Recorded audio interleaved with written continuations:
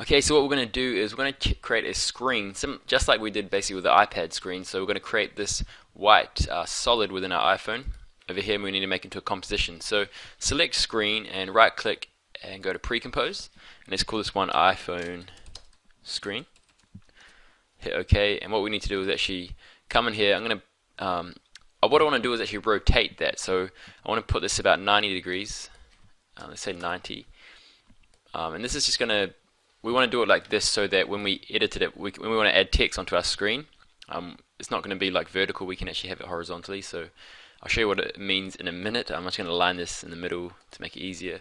And then what I want to do is go to composition settings, and I want to bring this down a lot.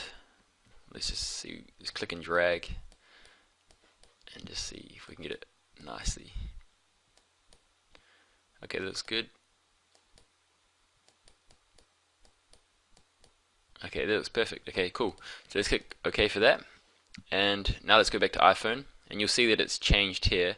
What we'll need to do now is rotate this again. I think, let's try minus 90, see what that's like. Whoops.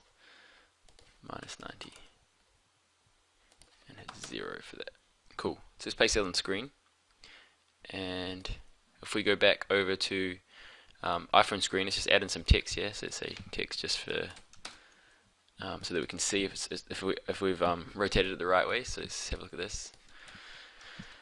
If we go back to scene 4, that's good. Yeah, cool. So we've rotated it so now that's on the screen the right way we want it. So now if we go back to iPhone screen, we can basically add in our screen, create some bubbles and things like that. So we know that we've rotated the right way, so we've rotated that on the iPhone minus 90 degrees. And let's go and make this maybe like kind of a greeny bluey color, something kind of nice and alive and bright, I guess. Let's have a look. Okay, something maybe like that. Let's just go with that for now. And then I want to duplicate that, Control D, and call this one bubbles. And let's go and add in CC bubbles onto that. Drop it on there, and then we'll make this color, a lighter color, something like almost white. And then we can make this none. And the bubble amount will bring that down a lot as well. Maybe something like that. The bubble speed, we can make it 1. Wobble, we'll make it maybe something like 2.5 or something like that. 2.5. And the bubble size, make it down a little bit more as well. Okay, let's have a look at that. Okay, so that's good. A little bit too many bubbles, I think. Let's have a look at that now. Okay, that's a bit better, I think. Cool.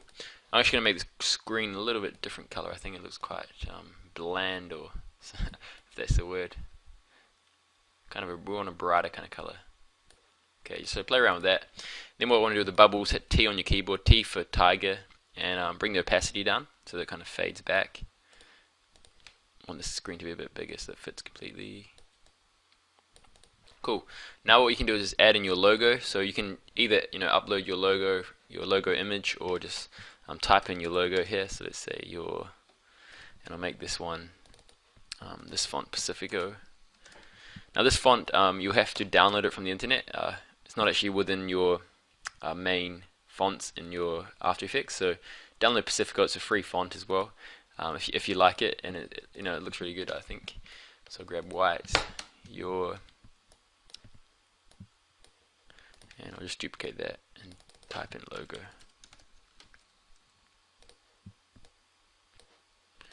Okay, so something like that.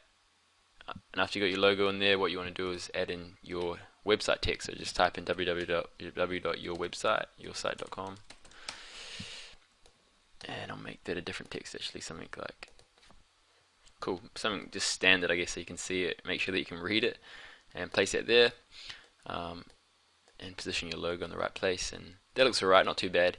If we go back to scene 4, you'll be able to see we've got our iPhone on the screen. We've got some bubbles playing in the background, and yeah, it's pretty similar to our video. You can just go ahead and change it, adjust it however you like. But now we've basically created our video. If we go back to Final Movie, okay, so as you can see, we've got a nice video here. What we need to actually do, I think I made a mistake. In scene 1, what we need to do is actually take the vignette and we need to put it on the Final Movie. So just unlock that one. Just just click on it and hit Control X for cut and take it out of there. And then what you want to do is basically paste it onto the final movie, so Control V. And just bring that up to the top so it's above everything, like so. And just drag it across to the end.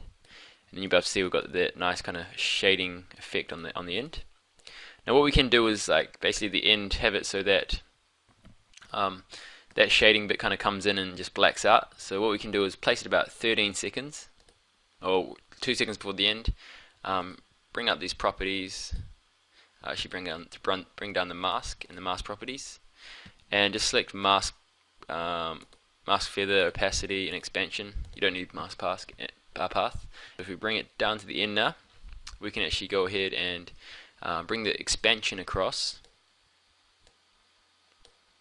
like so, and it's kind of fading in. Also bring the mask feather, bring it the other way, bring it to the right, and the opacity, bring it to 100%. Now as you're about to see, it kind of fades in like so, and blacks out.